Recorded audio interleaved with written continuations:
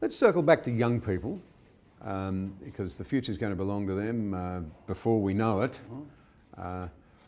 Remarkable and very insightful and engaging human being, Jonathan Haidt, is perhaps a leading example of somebody who's seen from a left perspective himself how dangerous all of this is and how we're endangering young people by not being honest with them, not encouraging them to explore what they instinctively feel needs to be explored, going back to our earlier topic, and we're leaving them without the resilience that they're going to need to confirm, if you like, a free and prosperous society.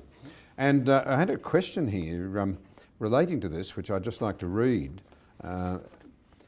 In his piece, The Coddling of the American Mind, Jonathan Haidt outlines why millennials today are so fragile and lacking resilience in life and in relationships, in university courses and the workplace, and what has led to this overwhelming push to be protected from anything difficult or uncomfortable or offensive. And he calls it the flight to safety. And I think you've used that expression.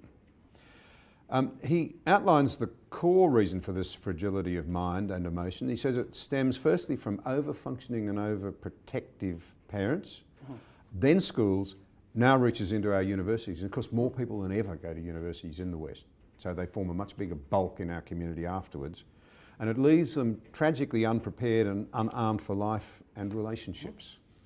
Would you comment on that? Well, I think it's good to take a step back from that and think about it in the broadest possible terms.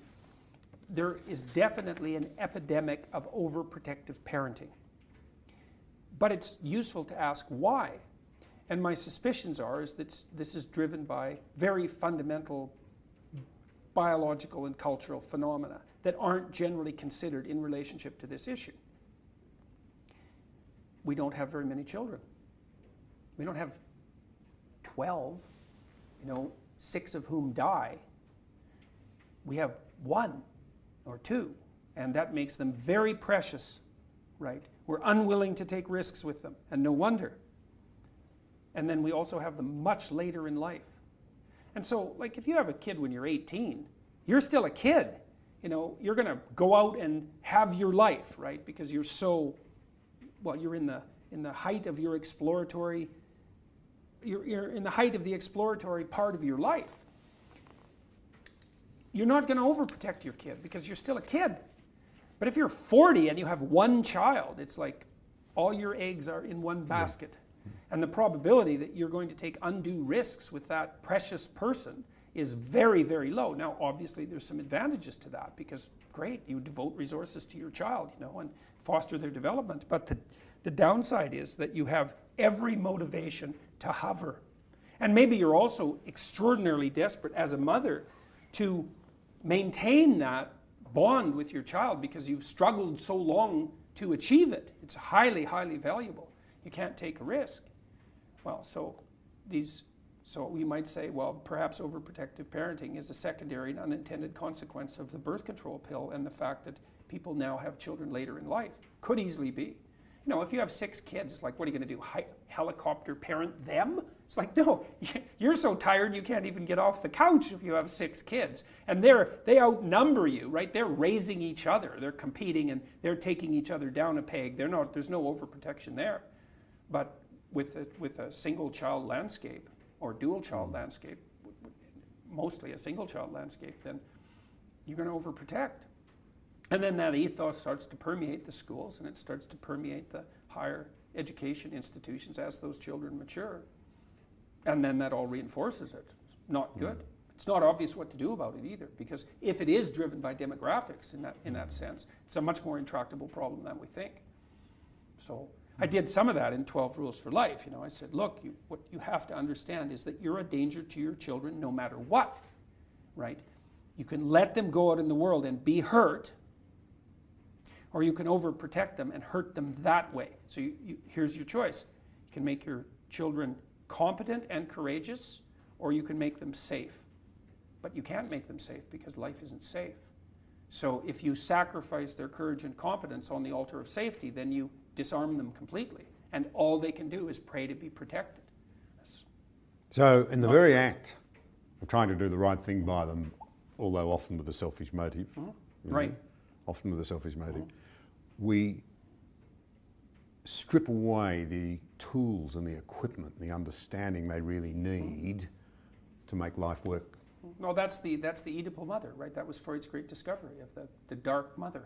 And the dark mother is the person, she's the witch in Hansel and Gretel.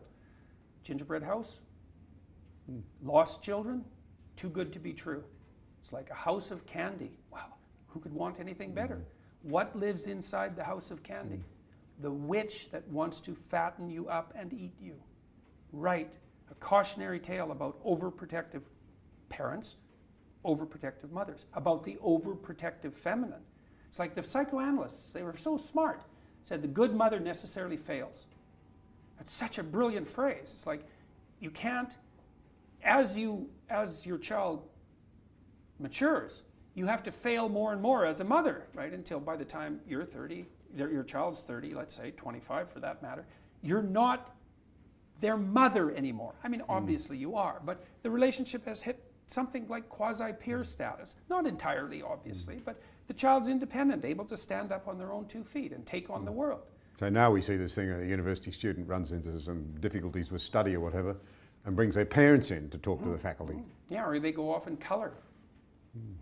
I mean, when I went to Queen's University a week ago, and there was a lot of noise and horror around that, you know, the people who were decrying my visit set up coloring book stations so that people could be comforted because, you know, the evil professor was coming to talk. It's like, and you know, as a clinician, and Haidt knows this as well, and all the clinicians worth their salt know this, the worst thing you can do for someone who's anxious is overprotect them.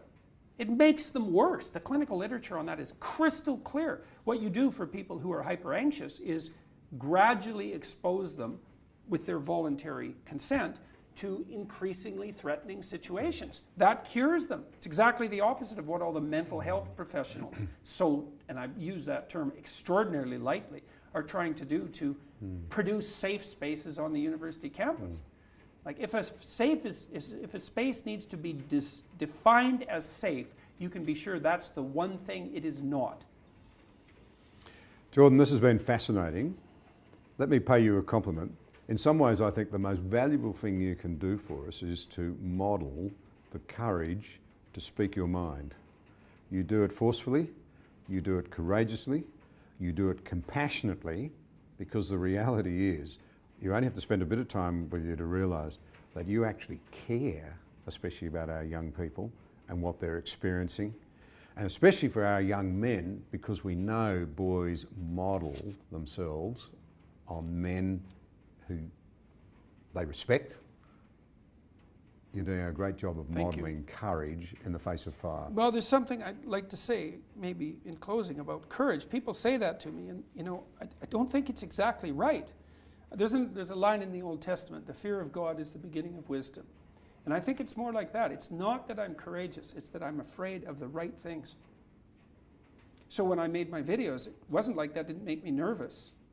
But I was less nervous about going back to bed and not saying what I had to say than I was about making the videos. Because I know where this is going. I don't want to go there. And so it's not so much courage, it's that it's a matter of, it's less risky to say something than to remain silent when you know there's something to be said. I know that to be the case.